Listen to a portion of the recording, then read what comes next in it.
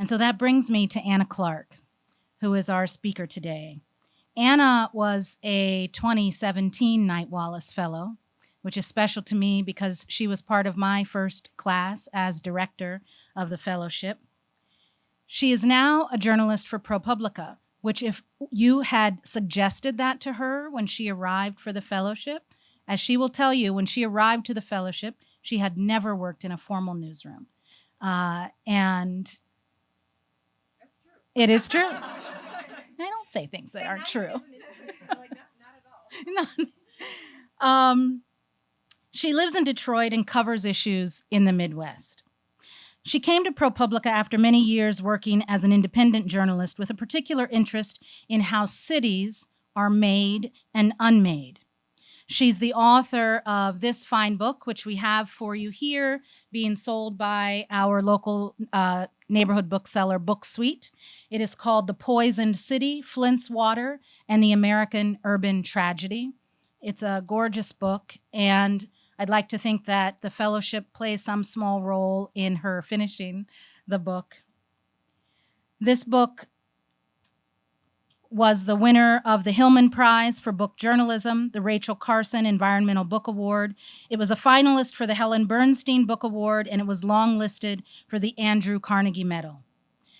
Anna's reporting has appeared in the New York Times, the Washington Post, Elle. One of my first interactions with becoming a real fan of Anna's work was through a piece she did for Elle magazine on thousands of untested rape kits in Detroit.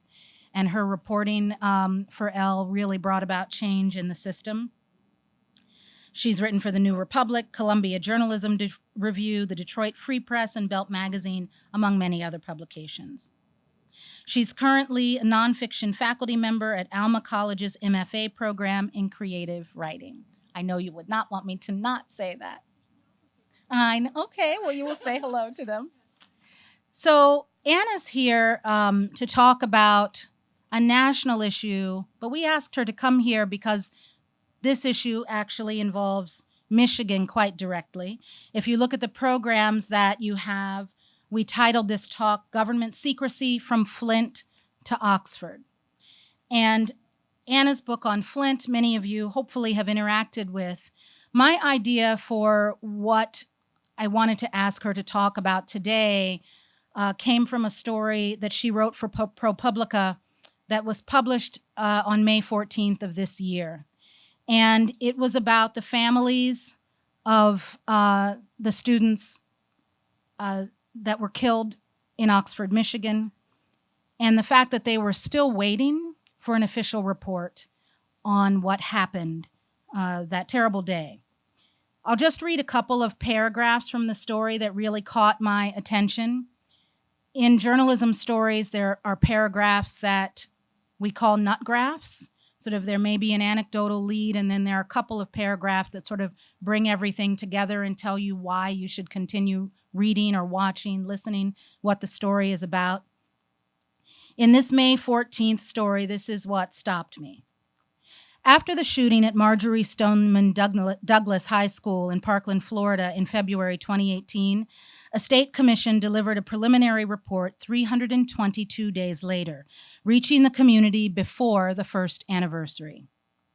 In Newtown, Connecticut, the local state's attorney issued a report 346 days after the shooting. At Sandy Hook Elementary School in 2012. After a 2007 shooting at Virginia Tech, a state panel's report arrived in 136 days. In Oxford, it's been more than 525 days and counting. And that story was published on May 14th. And I thought that was something that we should come here and talk about.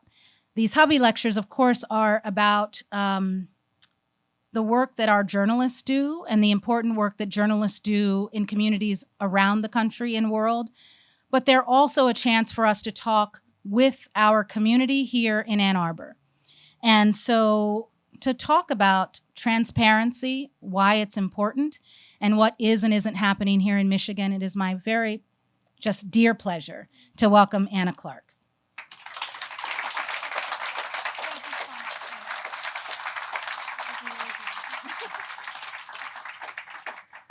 Hi, everyone. How's it going? Okay, cool. Thank you, Lynette. Thank you to Wallace House and to the university, and thank you to Book Suite. And thank you, everyone, for being here. I truly could not be more honored. I have a distinct memory of sitting in these very same white chairs at the Hovey lecture at the beginning of our year. And I remember that I didn't yet know the stories of the other fellows I was with. I didn't know where they came from truly and deeply yet. But I could feel how every one of us was here because we were ready for a change. And that creates such an electric energy. It is so tender and open. So, to the new fellows, I wish you a year of both restoration and abundance. You truly deserve this time. As you got a little bit of the story of so far, the Knight Wallace year was really very special to me. I arrived as a highly burned out, very low income freelancer. I'd only recently learned that I'd have a chance to write this book about Flint, and I was determined to not let the book take away from the fullness of the fellowship experience or the fellowship to take away from the book. So I tried to have it both ways. I took classes that, grounded me more in the issues behind what happened in Flint. So that included law school classes on water policy and environmental justice, and an urban planning class on metropolitan structures. But I also took a class on pre-World War blues music, just for fun. I dove into the archives that were suddenly available to me with a university email address and the immense resources on campus, including the library at U of M's Flint campus. And if Ann Arbor isn't enough for you, remember you have 2 other campuses. So this was amazing. As a self-employed freelancer, I never had access to anything like that, and it was a huge help for the book. So also that year, I got a lot of sleep. I read short stories. I went to movies at the Michigan Theater on weekdays. I had lots of dinners out at restaurants with new friends. We took some trips to Brazil and South Korea, and this gave me a new context to look back at what I was and reflect differently on what I was learning about cities in the United States and water and concentrated poverty and the history that we have here. And also during that year, I had days where for the first time in a long time, maybe ever in my adult life, I did nothing in particular. So that is one of my biggest tips for the new fellows, which is don't overcommit yourself. Keep some open space in your schedule so you have time to do whatever you feel like. I know it isn't easy. It's really exciting. There's a lot here. And when the work we do feels like our vocation, when we see the urgent plight of around the world for journalism, for justice, for democracy, it can be so hard to let go and not be quote unquote productive. But when I think back to some of the most valuable experiences I had that year, it wasn't just about the time to learn and think, though it was definitely that. It was also about, these early morning runs that a friend in the program and I went on in Getty's Park, over the winter, and playing hide and seek in Wallace House with the children in our community. I mean, experiences like that really refilled my well, and I truly do not know how I would have kept going with the Flint book or have been ready for the role that I now have with ProPublica without that. So that is my love letter to Knight Wallace. Let's get into the big stuff, huh? So I'm here to talk about government secrecy, freedom of information, and the public's right to know. In full disclosure, it's a joke. Pause for laughter. Thank you. So I'm not a scholar of the Freedom of Information Act. I'm not an expert on disclosure policies in Michigan or anywhere else in the United States.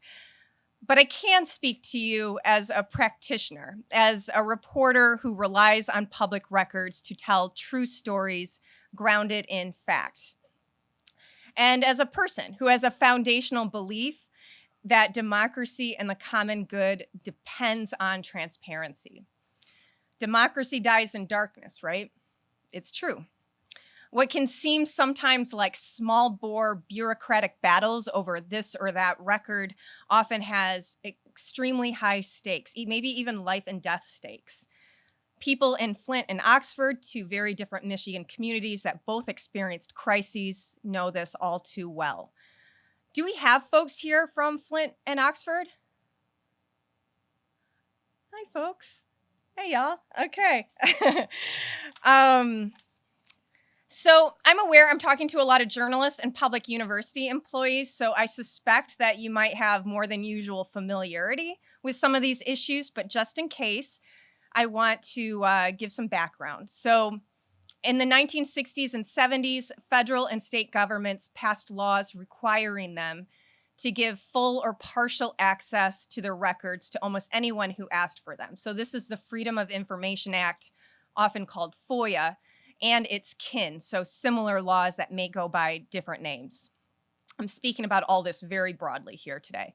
There are exceptions to the Freedom of Information Act, so the government is not going to give you classified documents, no matter how nicely you ask, for example, and they're not going to give you somebody's private medical records, and so forth. But altogether, FOIA was a radical step towards transparency and public accountability. We have the right to information from our government. You and I both. And in Michigan, unlike a couple of other states I know of, you don't have to live here to make the request. We don't have to justify our request for information with any reason. We typically have the presumption of open access. So that is, unless records fall into one of the specifically stated exemptions in the law, you have a right to it. We can use the records any way we like. If our requests are ignored or denied or unreasonably delayed, we can appeal, and even, if needed, we can sue. And when we win that lawsuit, probably the other guys are going to pay for it.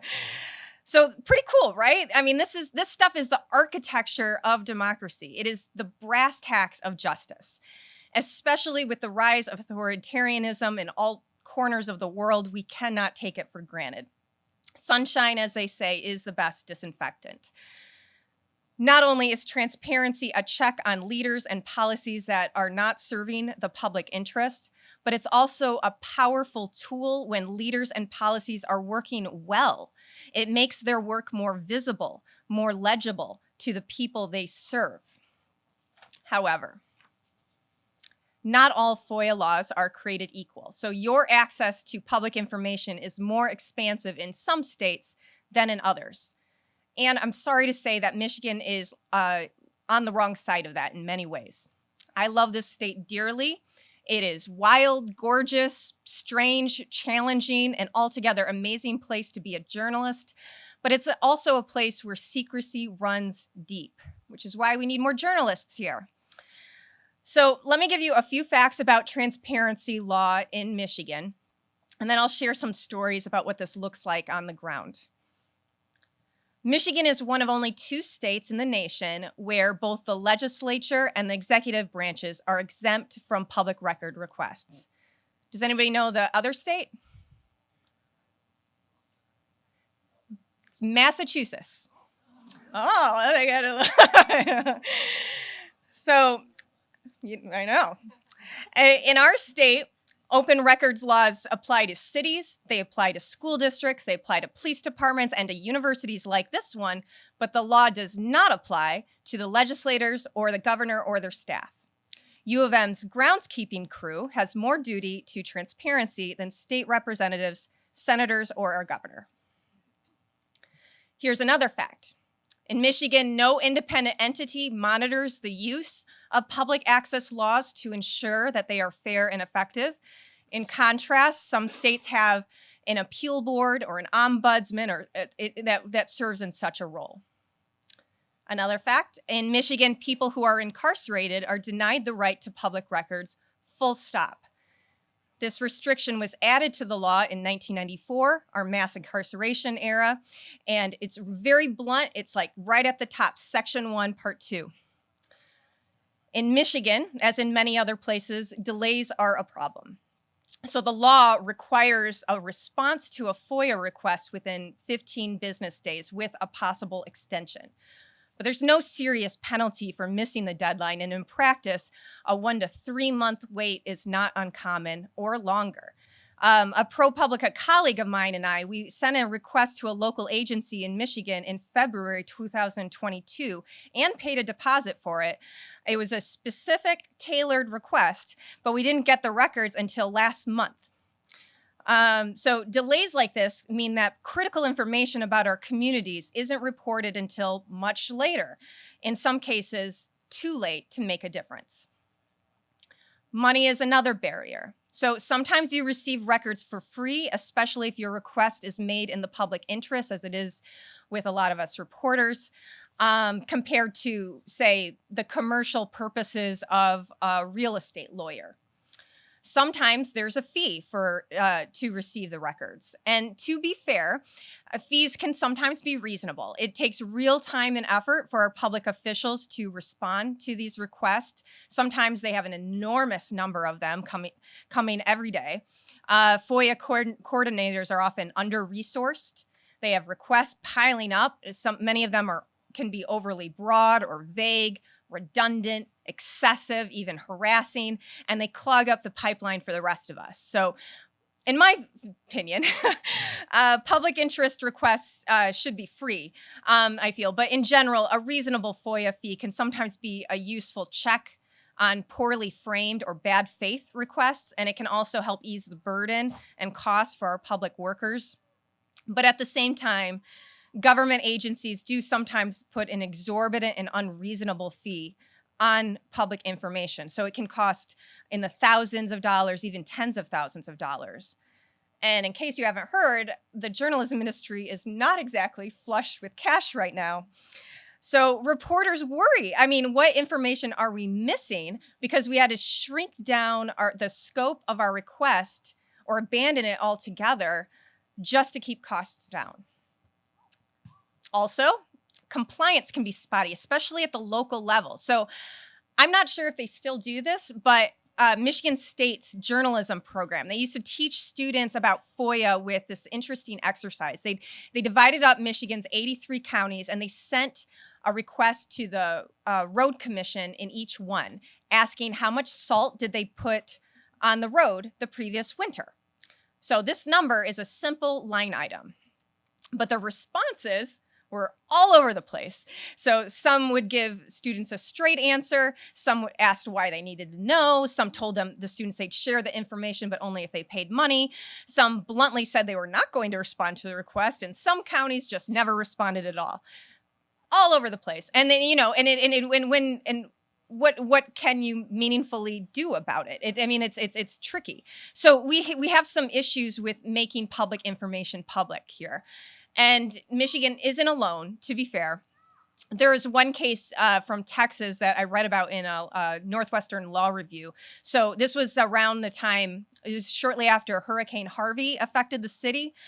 And a New York Times reporter who was covering it sent a FOIA request to the city of Houston asking for their after action report, which is a very standard report that describes, you know, what happened, how the city responded to it, what could have been better, you know, just a pretty usual thing.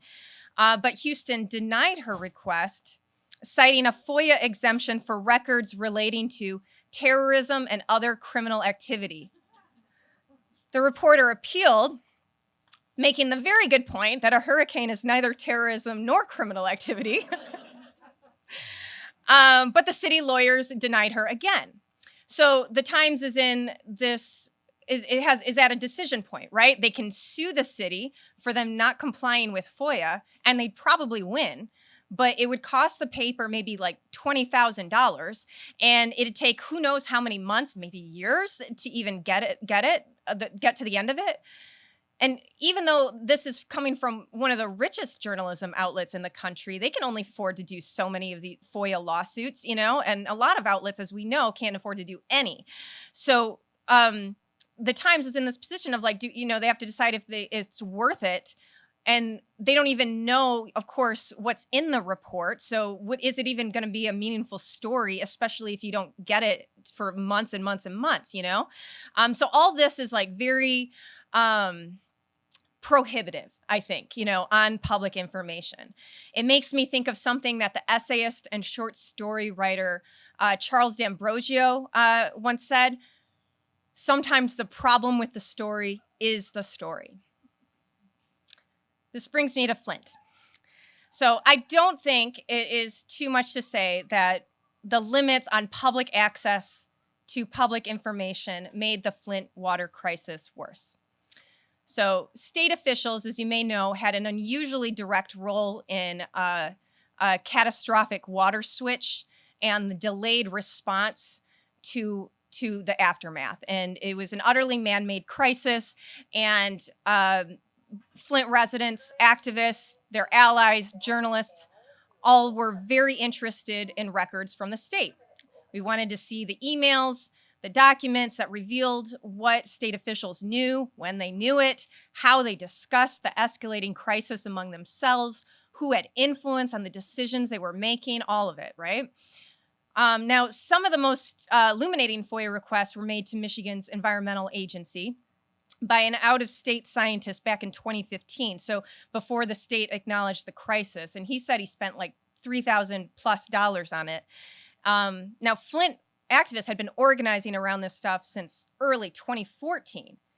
Had there not been such a big price tag, could they have gotten the emails themselves much sooner, before the scientists even came onto the scene? Could this have both hastened the recognition and relief that the city needed and spare some portion of its suffering? I wonder. In 2016, the glaring exemption for the governor's office came under fire when Flint's story was beginning to make national and international news. So Governor Rick Snyder was under enormous pressure to release emails from his office that related to Flint and its water. Conservative and liberal leaders alike were demanding it, as did residents, reporters, editorial boards, everyone. In almost everywhere else in the nation, we wouldn't have to make a whole campaign for this.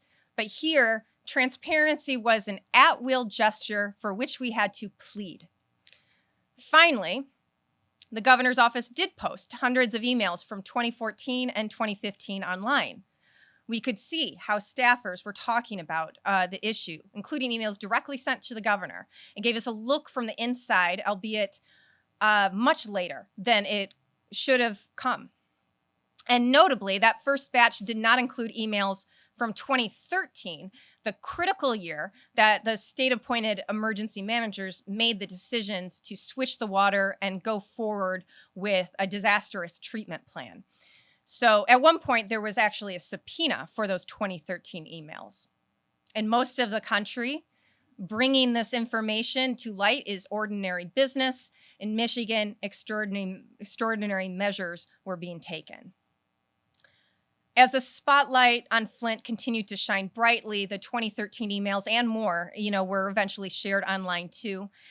At the same time, many of us were acutely aware of this opt-in nature of their release. The governor's office was in control of the material. It could choose what to include, and we feared what not to include. If it turned out that some emails were withheld, there's no penalty. If the publicly available email postings like online aren't maintained, there's nothing really we can do about it. With a conditional approach to transparency established at the top here in Michigan, we've normalized this kind of trust us attitude for public officials, even in the face of crisis. This creates a permission structure for local officials to do the same. I believe that a culture of secrecy is contagious, just as a culture of transparency could be contagious. So as many of you know, there was a deadly shooting in Oxford in 2021 at school. In the weeks before the tragedy, the shooter interacted with school officials a number of times, right up to the morning of the shooting when he met with the school office. There were huge red flags. but officials sent him back to class and even returned his backpack to him without checking it first. That backpack, it turned out, contained the weapons used just 2 hours later when he killed 4 people at the school, injured 7 others, and traumatized an entire community. It's haunting. Now, nearly 2 years later, that shooter has pleaded guilty.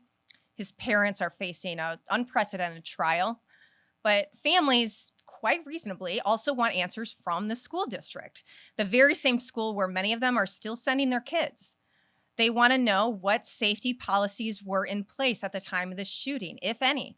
Were they followed or not followed? How are they enforced? How is the school approaching threat assessment today?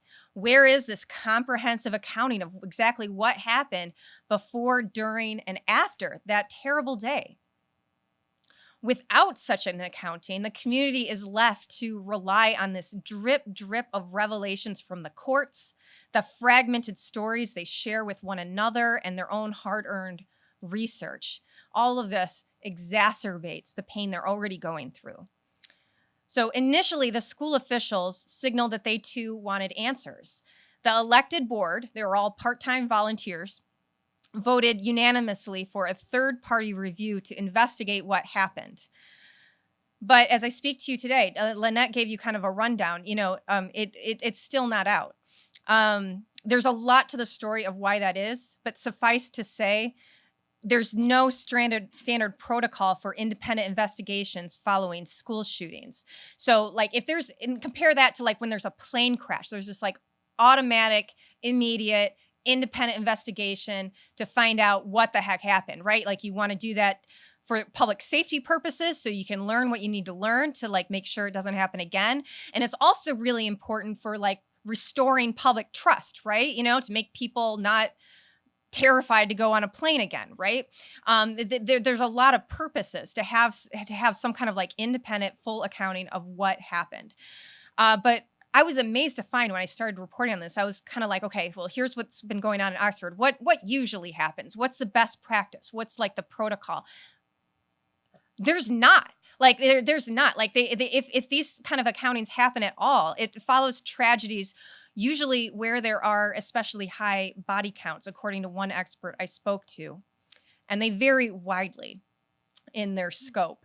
So this haphazard approach leads to mistrust inside communities, experts say, and wastes an opportunity to extract lessons that could prevent the next tragedy. So today, in Oxford, it's now been 652 days and counting, still waiting for that report. It is expected to be released this fall, but fighting for it has been a long, fraught, and painful journey for many in the community. The Oxford School Board declined multiple early offers from the Attorney General to investigate, and the company that was eventually hired to do the job has gone forth, it seems, pretty vigorously, but they've struggled along the way to get critical witnesses to cooperate with its review, even though those who work for the school have significant immunity protections. Lawyers for both the district and its insurance company caution them against talking. In one public statement, the company doing the review declared that in its experience, quote, the extent of third-party interference of this investigation has been unusually extraordinary. And speaking of like the school insurance, company too, like just while I was working on this story that came out in May, I was curious about how he got introduced, to the school officials. So I submitted a FOIA request to the school district asking for like the email that from the insurance company that like connected him to the school leaders. And I was surprised. I got a very quick response and it was a rejection. And I was surprised to see that the school insurance lawyer was responding to the FOIA requests. I was like, huh. Yeah. And so I went to I was like, well, he denied it based on attorney-client privilege. And I was like, I don't think that follows because it's just an introductory email. You didn't even send it. And thankfully, like there's this like legal team at ProPublica that could kind of give me the like language, like this case, like this, like this, so I could like send my appeal about, what happened. And I think sometimes if I'd been working on the same story without that, like as a freelancer, would my appeal have been successful? Like, I don't know, because I might not have had those same citations. And even if I could eventually dig them up, it would take longer. And, you can see how there can be this cascading effect. The school board did eventually grant the appeal, but it ended up this one simple email ended up taking like kind of weeks to get because they didn't vote for it until the next board meeting, whatever. Point is, sometimes the problem with the story is the story. The lack of transparency is not just frustrating, it is dangerous. It stunts the ability for reporters and residents to understand the choices made by those who have power over our lives. It delays reform and accountability when those choices go awry. And even when those choices are good or ordinary business, withholding them from public view breeds suspicion and mistrust in our already polarized climate. But here is the good news. Transparency is popular. Who's pro-transparency? Yeah, me too. So besides Michigan's ignoble reputation as one of the only states where our most powerful people have exempted themselves from FOIA, we are also one of only 2 states that doesn't require sitting lawmakers to make any disclosures, none, about their financial interests. Does anybody know what the other state is? Massachusetts. In this case, it was Idaho. Yeah. Okay, this is part of the good news, though. This is about to change. So last November, as part of Proposal 1, which in addition to making some changes to term limits, more than 66% of voters in this swing state voted for it. So we have yet to see what the specifics will be of this disclosure law, our very first, but it would be wise to be watchful for loopholes and such. But Michigan will have its first financial disclosure requirements for politicians in place as it heads into 2024. And also this year, a legislator proposed a bill that would somewhat relax the FOIA restrictions for incarcerated people. It would allow them to receive information about themselves or their minor children if they have not legally been denied parenting time. Over the years, we've seen some other flares of interest in some of this FOIA reform. There have been, proposals to eliminate FOIA fees, reduce wait times, all good. But perhaps most importantly, lawmakers from both parties have proposed to open up the legislature and the governor's office to record requests. When Governor Gretchen Whitmer campaigned in 2018, she released this 10-part plan, the Sunshine Plan, to make state government, quote, more open, transparent, and accountable to Michigan taxpayers. It described expanding FOIA to include her office, the legislature. Bills co-sponsored by Representative Jeremy Moss, a Democrat, and Senator Ed McBroom, a Republican, passed the House multiple times, 3 times unanimously, but it kept dying before the end of the term. It kept running into this final boss of the Senate leadership that at the time reportedly objected to opening up lawmaker communications to the public. A similar bill is on the table right now, though, like the ones that came before it, it would give the legislature some notably different terms for appeals. So the governor would be subject to FOIA. The legislator would be subject to like a similar law to FOIA, but with the major difference that if you were denied a request and you appealed it, instead of being able to take it to court, the appeal would go to this like legislative in-house counsel. Yeah. However, Whitmer does not have to wait for a bill to sign to release records from her administration. She could do it today, voluntarily. And in fact, in 2018, she pledged to do just that, opening her own office to record requests if the legislature did not change the law. She has not done that. And when asked about it, she has said that she believes transparency laws should be equally applied to her office and the legislature. We keep getting, this standstill. Meanwhile, there are groups working to empower people, you and me, to exercise our right to public information. There's, for example, I'm just picking a few off the top of my head. Well, sort of off the top of my, whatever. This is just a few. There's a wonderful group called the Documenters. They have hubs all around the country, including in Detroit and Grand Rapids. It pays residents, just regular folks, to collect and share information from public meetings, and they present them in these really accessible ways. It's a powerful civic service, bringing more transparency to local government. I'd love to see a program like that here in Washtenaw County.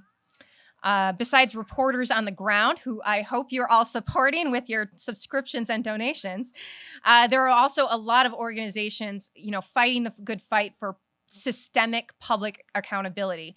Wallace House is one of them. And so is the Reporters Committee for the Freedom of the Press. They deployed on a dime to help out that paper in Kansas that was raided by the police recently that many of you, I'm sure, heard about. Also, the Michigan Campaign Finance Network is a nonpartisan nonprofit doing essential work and shining a light on the power brokers in our state with a particular focus on money and politics. The point is, when it all comes down to this, we are truly all in this together. And now, to quote our beloved public radio hosts, we'll have to leave it there. Thank you, everyone.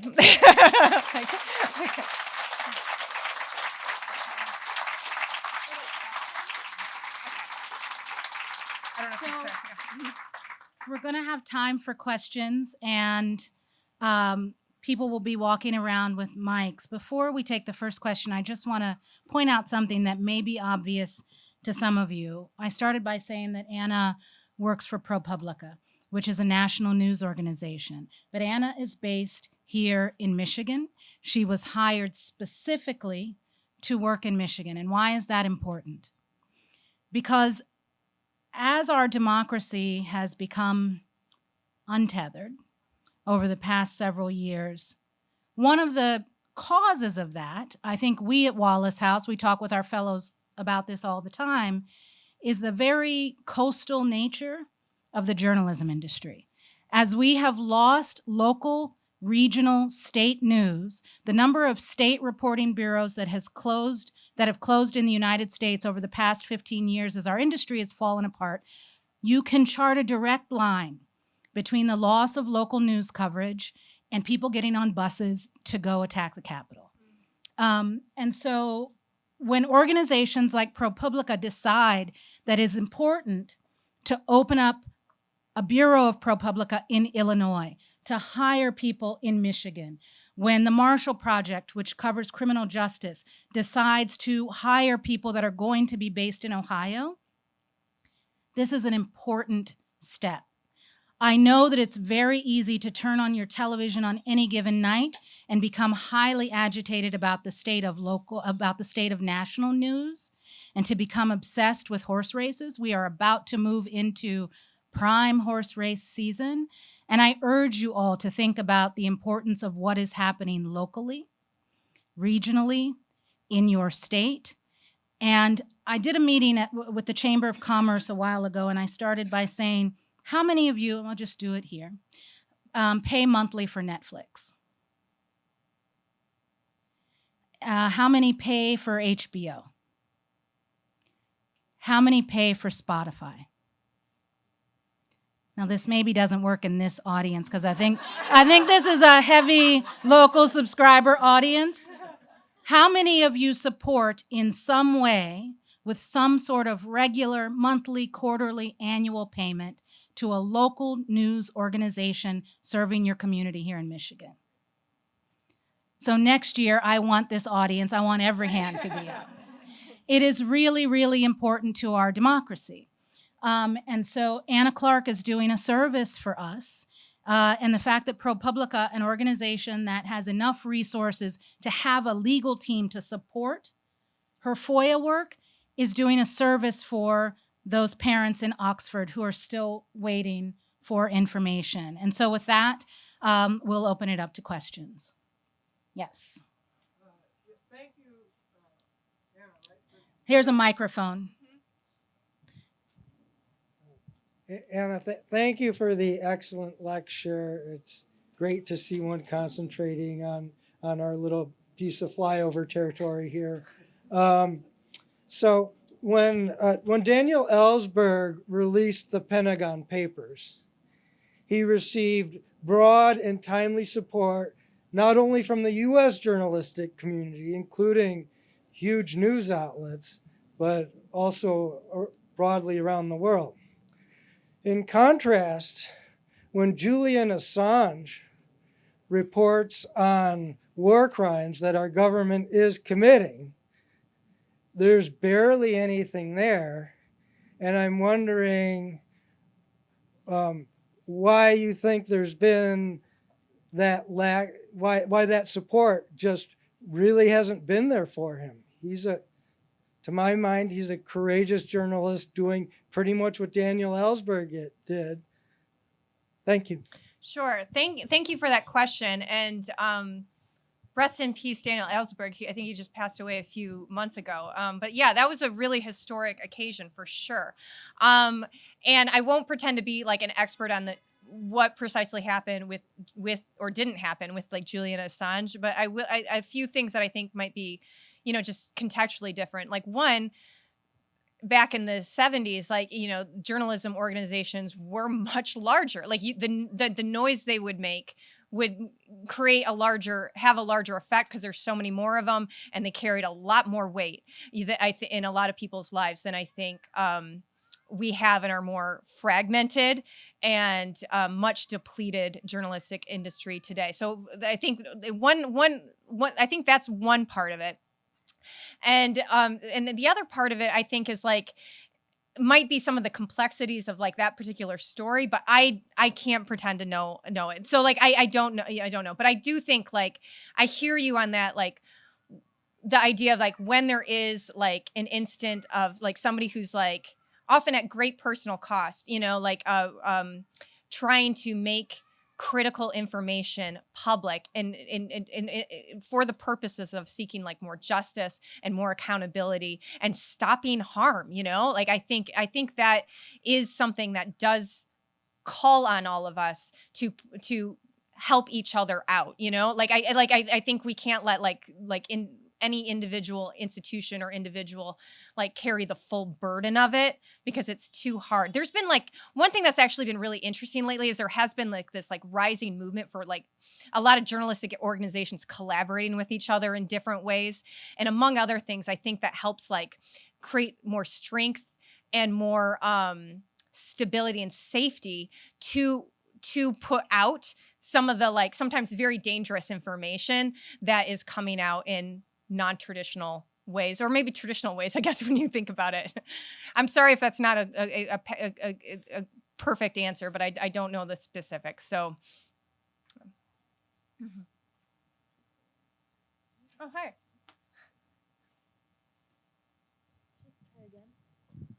Anna, thanks so much. You did so much for Flint, and it's my hometown. And I wondered if you can add to the FOIA piece about Flint to comment on what you know so well, which is the emergency manager law and how it created such an incredible engine of secrecy to make the city of Flint go dark as a functioning democracy, and comment specifically on how the loss of the ombudsman couldn't subpoena the documents, the engineering, so we knew they weren't safely treating the water. City council lost the right to issue subpoenas. I don't know if you were there when they unanimously subpoenaed at the height of the crisis before the emergency, the engineering, and the governor kept that from his own task force 18 months later. And it was all because of the emergency manager law. They invoked executive privilege because they treated the city as being run by one person, not by a city council that was elected. And they lost the ability of the Civil Service Commission to issue its subpoenas. Now, I was on the county prosecutor team. We got all the stuff within 2 weeks. And then we had to go under seal with all of our document production. I know you eventually helped the city of Flint get all of that. My question is, how do we raise up the fact that the emergency manager law, unique in the country, rejected by 57% of the voters, all but 3 counties, really created a deep level of darkness in which this corruption could occur, so that we can repeal the law, because it hasn't been repealed yet, and it's a Democratic House and Senate and a Democratic governor. Yep. Yeah, this is a big thing. So if folks don't know about it, like what happened is that Michigan, like a lot of places, has had some kind of intervention system for financially distressed cities and school districts, but our system for that notably and significantly expanded some 10 years ago. And it was like, speaking of transparency is popular, it was voted down in a referendum and then restored virtually identically by lawmakers about 6 weeks later. And this was a system that a lot of communities in Michigan were put under over the intervening time, including for 3.5 years, critical years, with Flint. So what this meant is like the state appointed person had total power over the city. Local officials, as he was saying, were disempowered to even get basic information about the workings of the very city they might have been elected to represent. This is, I think basically what it comes down to is just like, this is this idea of like, a culture of secrecy becoming so familiar we mistake it for normal. That just, that I think that's kind of a natural extension of it. We don't have any currently active emergency managers, but as he also mentioned, the law is still on the books, despite a lot of the political leaders in charge having been highly opposed to it during its time. So, Jake?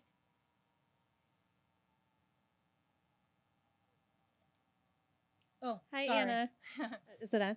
Thank you so much for this important presentation. You spoke to my online journalism students recently, and so I'm here in person. This was a wonderful presentation. I'm looking forward to sharing it with my students. I was wondering if you would share any advice you have for our next generation of journalists. it is scary. I don't want to minimize that. It's not like, if you're looking for money and job security, maybe elsewhere.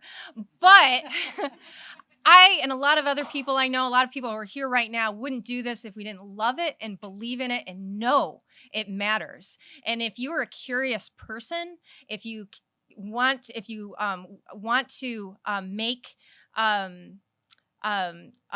a difference in like the community, if you want to like give it the gift of like intention and information and knowledge and connection and all this stuff. It is wonderful, amazing work.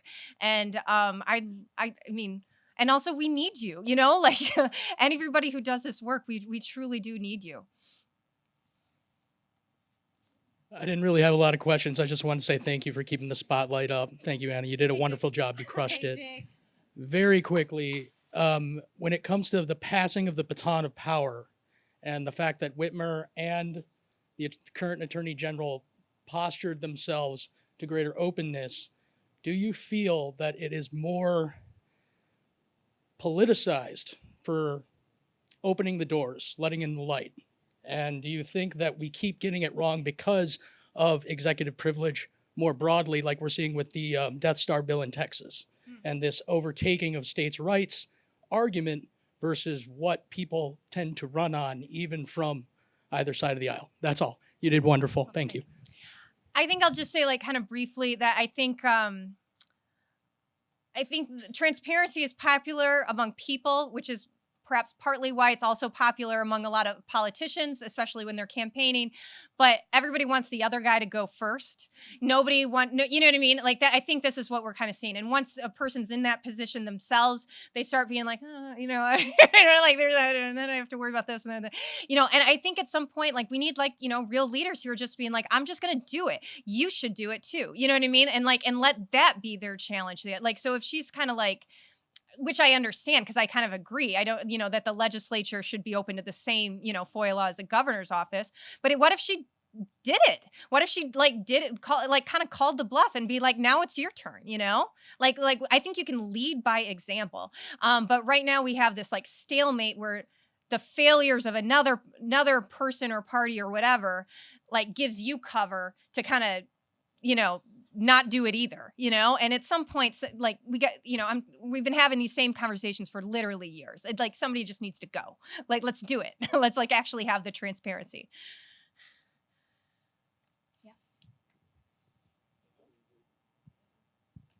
Oh, thanks very much for an interesting talk.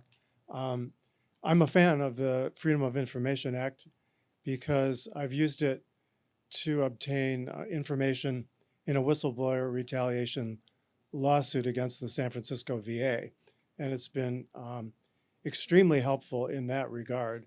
I received hundreds of pages of emails about me between supervisors who were scheming to adjust my schedule in certain ways without informing me about it.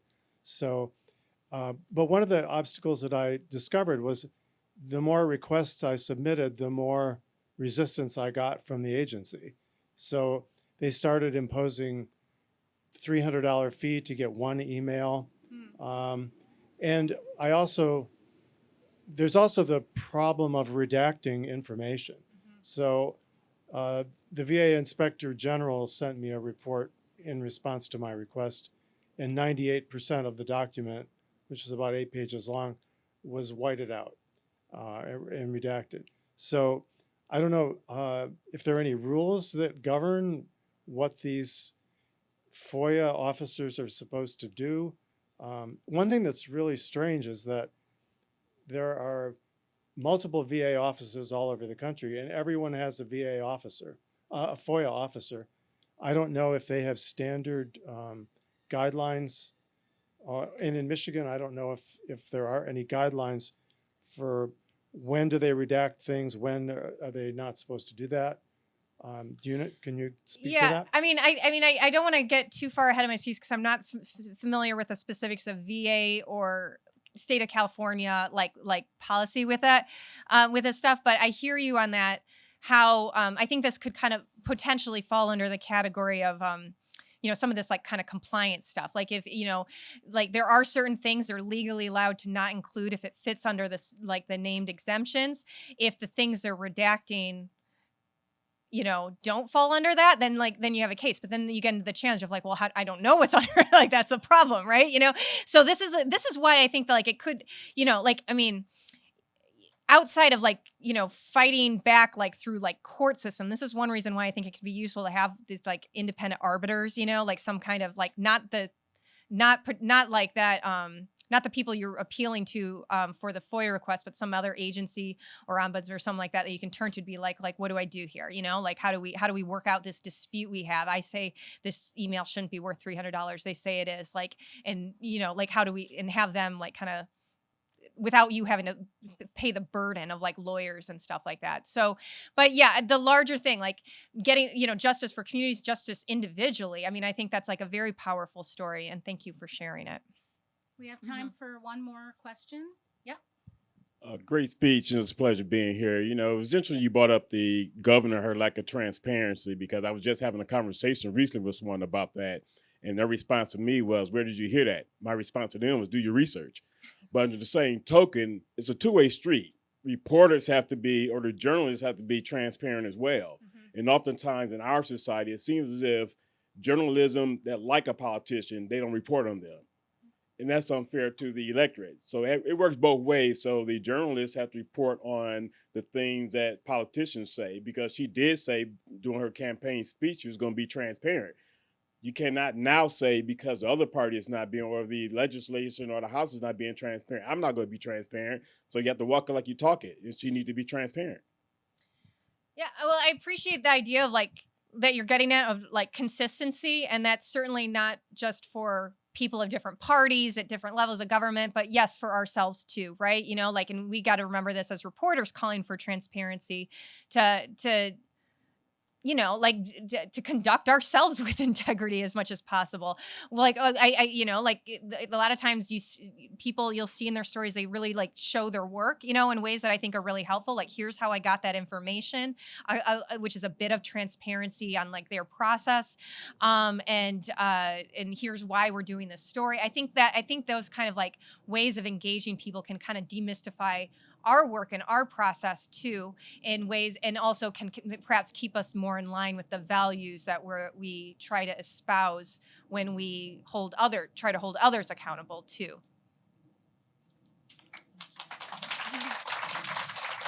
Here. Come on up. So thank you so much for that talk, and thank you to everybody who came out. Several people in the audience, not from Ann Arbor, so thank you for coming to join us. And I hope you'll stay and mingle and speak with Anna and with our new fellows. Every year, we present our Hovey speaker with a token of our appreciation. And so it's my pleasure to present Anna with the Hovey Bowl. Every year somebody asks me, why do we present a bowl? And I don't know. But you can put receipts in here from your FOIA requests. Check stubs. Yes. And thank you so much. Thank you. That's lovely. The other thing, so when you walk into the front door of Wallace House and you turn to your left, coming in the door, you'll see this plaque hanging here. And this is our 36th Hovey lecture, and Anna's name will be added here to a really fine list of speakers over the years. So thank you all for coming. The fact that you are here every year really says something about our community values. You know, we have talked about sometimes moving this event to another venue, but I actually think it's very special here in the Wallace House Gardens every year. And it signifies what we stand for here in this house. Though it's a lovely house, I say to fellows, you've heard me say this, that the most subversive things happen in this beautiful arts and craft home. And we are here to uphold democracy and to challenge convention and to question ourselves, to think about how we can make our societies better, and to make it easier for journalists like Anna to do the work that she's doing to help protect, safeguard our communities, and to create a more informed and engaged public. So thank you all for being here. Welcome to Wallace House. You are going to have a great year. The bar is open. Thank you. That was amazing.